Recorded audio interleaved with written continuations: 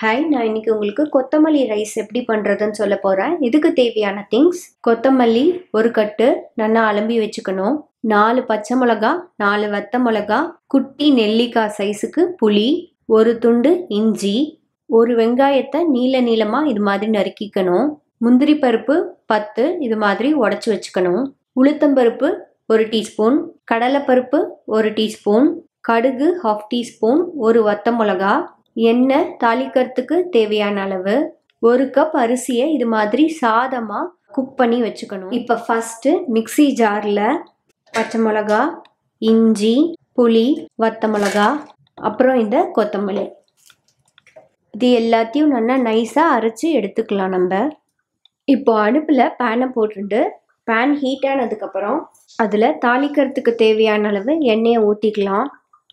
எண்ணெய் நல்லா சூடானதுக்கப்புறம் கடுகு நல்லா வெடித்ததுக்கப்புறம் உளுத்தம்பருப்பு, கடலைப்பருப்பு, இந்த வத்த மிளகா இது எல்லாத்தையும் போட்டு ஒரு வாட்டி பெரட்டிக்கலாம்.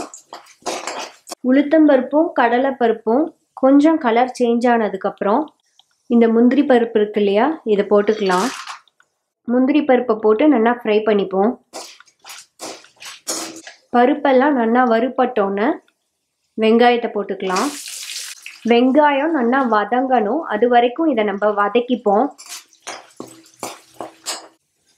இப்போ பார்த்தீங்கன்னா வெங்காயம் நல்லா வதங்கிடுத்து.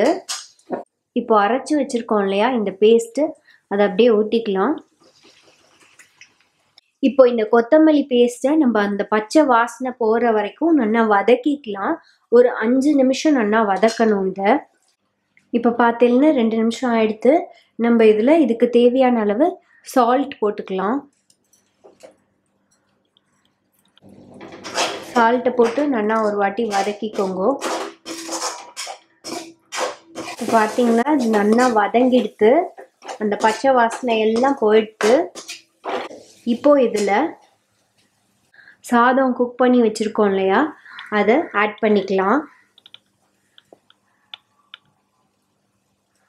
இப்போ இதை நல்லா மிக்ஸ் பண்ணி விட்டுக்கலாம்.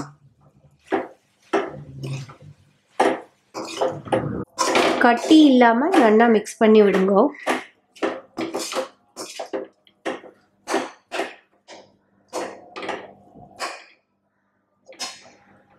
இப்போ அடுப்பை ஸ்விட்ச் ஆஃப் பண்ணிடலாம். இப்போ சுட சுட கொத்தமல்லி ரைஸ் ரெடி. ஹாய், ருத்ரூஸில் புதுசாக இமிட்டேஷன் ஜுவல்லரியும் கொண்டு வந்திருக்கோம். ருத்ரூஸை விசிட் பண்ணுங்கள், பிடிச்சிருந்தா வாங்குங்க. தேங்க்ஸ்.